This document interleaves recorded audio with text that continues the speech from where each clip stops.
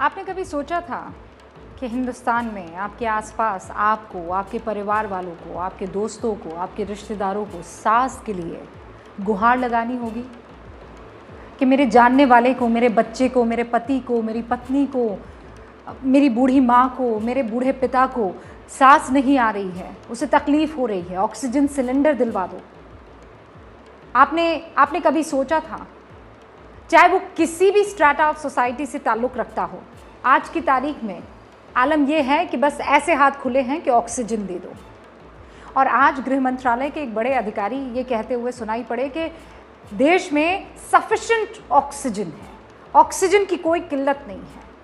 कभी आपने ये सोचा था कि हिंदुस्तान में न्यायालय को बही खाता देखना पड़ेगा कि किस अस्पताल के पास कौन सा ऑक्सीजन प्लांट मुहैया है या सप्लाई होती है वहाँ से? सरकार कह रही है कि ऑक्सीजन सफिशिएंट है, लेकिन ग्राउंड जीरो पर, अस्पतालों के बाहर क्या आलम है, लोग कैसे गिड़गिड़ा रहे हैं एक अदद सांस को। आप देखिए।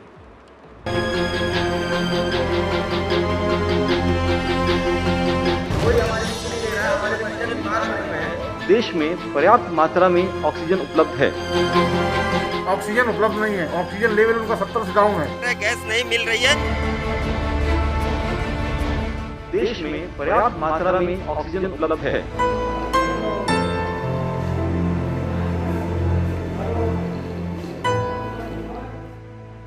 ये तस्वीरें दिल्ली में बैठे स्वास्थ्य मंत्रालय के उन अफसरों को गौर से देख लेनी चाहिए जो कहते हैं कि देश में ऑक्सीजन की कोई कमी नहीं है।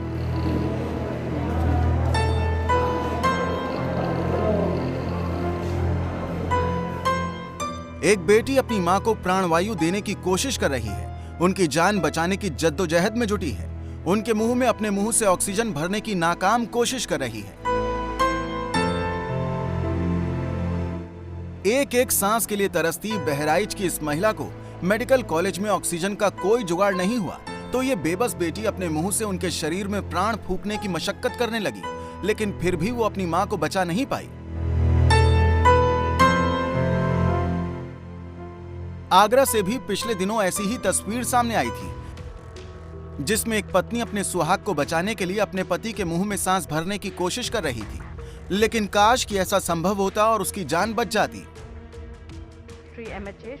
आज जब गृह मंत्रालय के एक बड़े अफसर ने कहा कि देश में ऑक्सीजन की कोई कमी नहीं है, तो ये तस्वीरें उस सिस्टम को चिढ़ाने के लिए सामने आ गईं जो सिर्फ आंकड़ों की भाषा समझते हैं। जरा पहले वो दावा सुन लीजिए, फिर आगे की बात करते हैं। मैं सभी देशवासियों को आश्वस्त करना चाहूंगा कि ऑक्सीजन की मांग में वृद्धि होने के बाद भी देश में पर्याप्त मात्रा में ऑक्सीजन उपलब्ध है।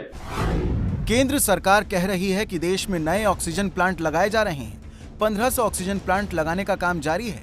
नाइट्रोजन प्लांट्स को ऑक्सीजन प्लांट में तब्दील करने का काम चल रहा है। ऑक्सीजन की सप्लाई बढ़ाने का काम किया जा रहा है।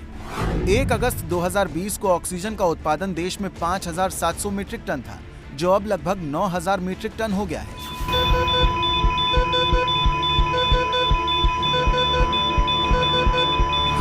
लेकिन सच्चाई क्या है, ये तस्वीरों में देखा जा सकता है। लखनऊ में देखिए, यहाँ इस निजी अस्पताल में साफ लिखा है कि ऑक्सीजन नहीं है। लखनऊ में ही ये देखिए, ऑक्सीजन की लंबी लाइन लगी है। कितनों को ऑक्सीजन मिलेगा, कितनों को नहीं, कुछ कहा नहीं जा सकता। मेरठ में ऑक्सीजन की किल्लत की वजह से एक अस्पताल में 5 लोगों की मौत हो गई, जिसके बाद मरीजों के घर वालों ने जमकर बवाल काटा।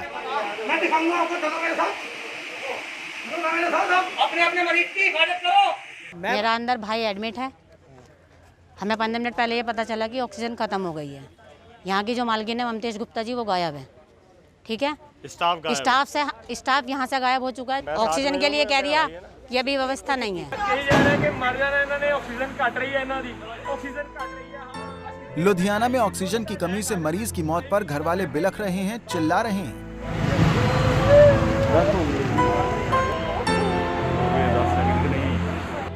कर्नाटक के चामराजनगर में ऑक्सीजन की कमी से 24 लोगों की मौत हो गई।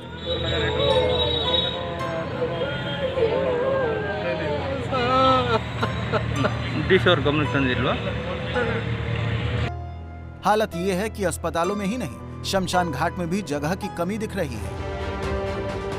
एक तरफ लोग मर रहे हैं तो दूसरी तरफ कुछ लोग चाहते हैं कि ये तस्वीरें देश के सामने ना आए।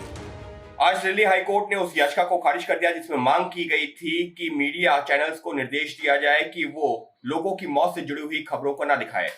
कोर्ट ने याचिका को खारिज करते हुए टिप्पणी करते हुए कहा कि मीडिया का काम है सच दिखाना और कोरोना से हुई मौतों के बारे में जानकारी देना, कहीं से भी नेगेटिव न्यूज नहीं कही जा सकती। उधर दिल्ली के उप मुख्यमंत्री मनीष सिसोदिया ने रक्षा मंत्री राजनाथ सिंह को चिट्ठी लिखकर मदद मांगी है। उन्होंने लिखा है, ऑक्सीजन सिलेंडर की सप्लाई के लिए आर्मी की मदद मुहैया कराई जाए। डीआरडीओ ने जिस तरह एक हॉस्पिटल तैयार किया है उसी तरह और हॉस्पिटल तैयार किए जाएं। दिल्ली सरकार के मुताबिक दिल्ली को 976 मीट्रिक टन ऑक्सीजन की जरूरत है। इस बीच दिल्ली हाई कोर्ट में एक याचिका दायर की गई। याचिका में मांग की गई कि दिल्ली में ऑक्सीजन सप्लाई का जिम्मा सेना के हवाले कर देना चाहिए, जिस पर दिल्ली हाई कोर्ट ने टिप्पणी करते हुए कहा कि हमारे सामने ये मामला पहले भी आ चुका है, जिस पर हमने राज्य सरकार से जवाब मांगा है। वहीं दिल्ली सरकार ने दिल्ली हाई कोर्ट को सुनवाई के दौरान बताया कि दिल्ली के उप मुख्यमंत्री मनीष सिसोदिया ने इस बाबत में रक्षा मंत्री राजनाथ सिंह को एक चिट्ठी भी लिखी है और फिलहाल रक्षा मंत्री के जवाब का इंतजार है। इस बीच आज जो ताजा आंकड़े आए उसमें बताया गया कि पिछले 24 घंटे में देश में 3,417 लोगों की मृत्यु हुई है। देश में 12 राज्य ऐसे हैं जहां 1 लाख से भी ज्यादा सक्रिय मामले हैं। 7 राज्यों में 50,000 से 1 लाख के बीच एक्टिव केस हैं। 17 राज्यों में 50,000 से कम एक्टिव केस हैं। दिल्ली, छत्तीसगढ़, मध्य प्रदेश और महाराष्ट्र में पहले से कम मामले आ रहे हैं। अगर 1 मई को देश में करीब 4 लाख केसेज रिपोर्ट हुए थे तो 2 मई को करीब 3,92,000 केसेज, और अगर पिछले 24 घंटे का डेटा एनालाइज करें तो पाते हैं 3,67,000 केसेज। तो शायद केसेज में कुछ हद तक हम देख रहे हैं कि केसेज में कुछ कमी पाई जा रही है। डिक्रीज इन केसेज का ट्रेंड दिखाई दे रहा है। मौत के आंकड़े देखकर घबराए कई लोग इन दिनों बिना डॉक्टर के परामर्श के ही सीटी स्कैन के लिए पहुंच रहे हैं। आज दिल्ली एम्स के निदेशक ने कहा कि ये सही नहीं है। सीटी स्कैन आजकल बहुत ज़्यादा लोग करा रहे हैं और ये सोचते हैं कि जब भी उनकी कोविड पॉजिटिव रिपोर्ट आई तो एकदम सीटी करा लें। सबसे मैं पहले ये कहना चाहूँगा कि शुरू में सीटी कराने का कोई फ़ायदा नहीं है, स्पेशली अगर आपको माइल्ड इलनेस है, आप होम आइसोलेशन पे हो और आपकी सैचुरेशन ठीक है और कोई ऐसे कोई लक्षण नहीं है।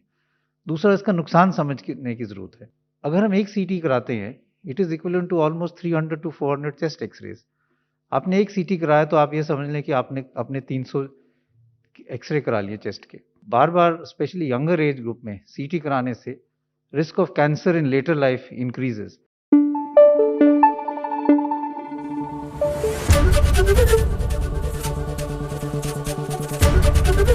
एबीपी न्यूज आपको रखे आगे।